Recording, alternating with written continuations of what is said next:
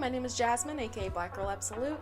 Today we're going to be talking about unpopular art opinions, so things might get a little controversial. So let's get started.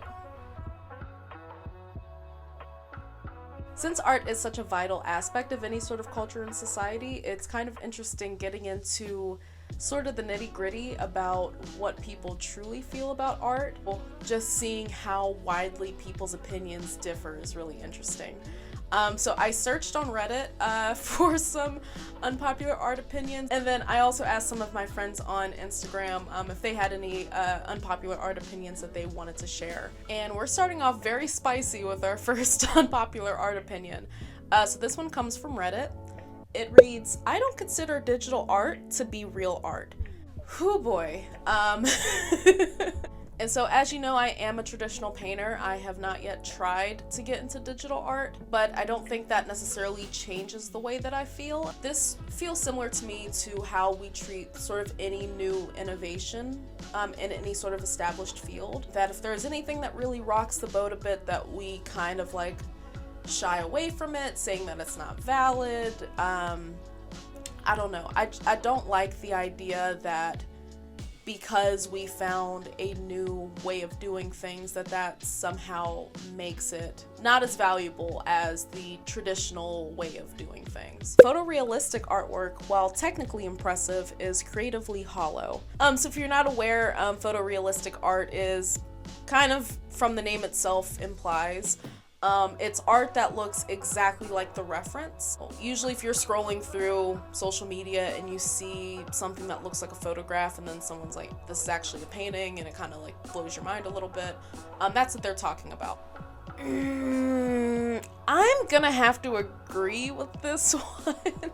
See, this sort of thing always sucks for me because I don't really like passing judgments on other people's art unless like I'm specifically asked to do so. But I do kind of have to agree that by not like transforming the thing that you're referencing, it is kind of a little creatively hollow.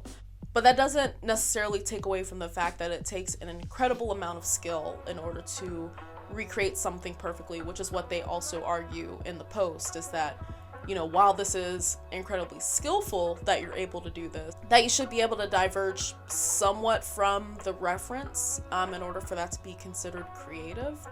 I don't think this necessarily extends to all photorealistic artwork. The main sort of example that comes to mind is an artist like Arisagun Alamid. His artwork is phenomenal, and what I think is creative about his artwork, even though it is photorealistic, is the perspective that he's taking. You really get a sense of the humanity of the subjects in which he's painting. It's not just, I am taking a snapshot of, you know, this person in this time. It's capturing so much of their joy and, you know, so much of their emotion. And so I don't think my opinion is hard and fast about whether or not photorealistic art can be creatively hollow or not. I do think in a lot of cases it kind of is, but of course with everything there are exceptions. And then there was this post that I found, and again, I'm gonna really try to be respectful, but it kind of ticked me off a little bit. There is no such thing as an art style. And the specific thing that I'm gonna pick up on here is this one sentence. "There is only one way to draw things, like the human body, and that is to draw it true to life." Which is actually really funny because one of our earlier unpopular opinions was about photorealistic art being creatively hollow. And then you have another person saying that photorealistic art is the only way. Why this ticks me off is that it feels so boring. With this take, it just kind of feels like, again, there's no room for creativity.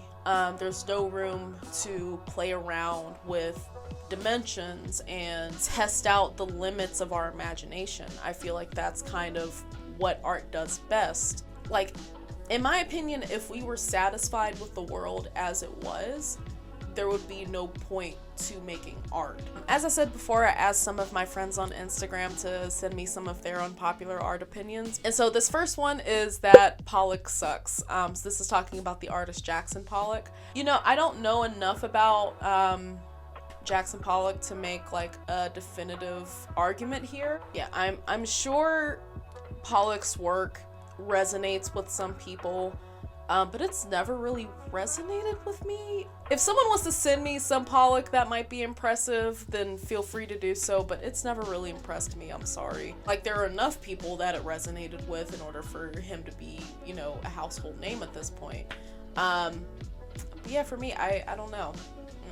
Just not my taste, I don't think. And then this comment from my friend Brittany Chantel. Anything is art when the abstract art category is a thing. Whew. So this one I feel like a lot of people are not going to be happy with. I can't disagree. I cannot disagree with this opinion. I can't imagine art being so restrictive that we can really say like definitively that anything can't be art. I truly think abstract art did a great thing for art in general by truly expanding our understanding of ways that we can communicate with each other through the creative process. The next one I got from Instagram was death of the author / artist might be pragmatic, but it's futile. Ooh. So as we all know, Lindsay Ellis, the queen, the GOAT, has a remarkable video essay about the death of the author, which was my introduction into that. The really quick definition of it is, you know, once something is created and put out for public consumption, that the input of the artist, the author, whoever created it, is kind of null and void, that it belongs to the audience at that point. Yeah, as much as I want to believe that once something created, it goes out into the world and then, you know, it shouldn't need any input from the person who created it in order to be valued, I find myself really struggling with fully accepting that. You see, whenever, you know, people's artists put up in galleries, exhibitions and things, that it usually comes with a description so that people are fully able to understand it.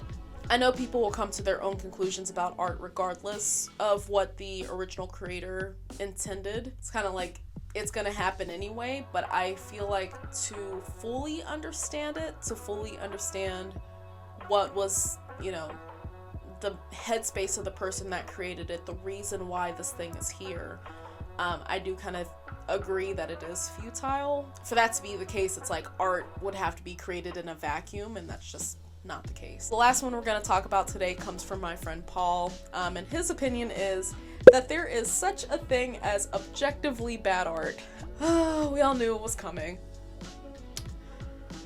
This is an opinion that I struggle with because for me it's like, when do we name something bad?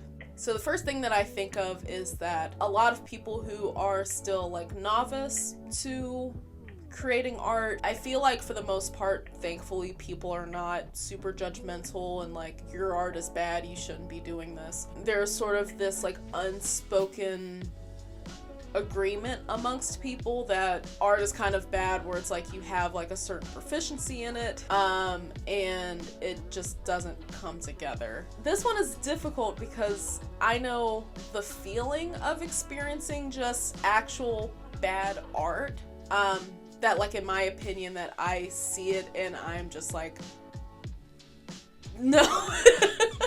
It's kind of like a very visceral feeling, where it's not like the feeling I get whenever, again, I see like someone who's new to the art or who's still playing around with it, feel like getting a feel for what they're trying to do. I'm gonna say that it's really hard for anything to be objective, but I do think art can be objectively bad. I'm saying, like, if everybody but the artist finds that this art is bad, I'm gonna say it's objectively bad.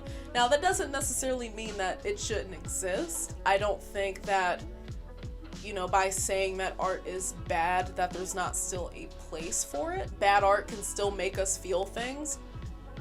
I'm not validating it and saying that, like, just because a form of art makes you feel something, that it's good. And this is my own unpopular opinion, but when it comes with a lot of, like, modern art, where it's literally just, like, I painted, like, a purple box on a canvas and now that's art, in my opinion, that's objectively bad. Like, I'm sorry. Like, that for me, we're not doing that. That doesn't mean there's not still a place for that kind of art, but just because it infuriates me does not mean that, that art shouldn't still exist. So yeah, I hope you all enjoyed this video. I struggled through this entire thing because I'm so uncomfortable doing anything like this, but I think it is important.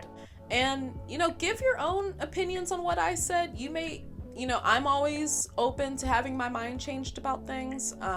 I love having different perspectives on things, and so if you agree with anything, just let me know down below. As always, you are enough. I love you all, and I hope you take care. Bye. Hi y'all, thank you for watching. I hope you enjoyed this video. Be sure to like this down below and to subscribe to my channel for more videos like this in the future. Catch you later.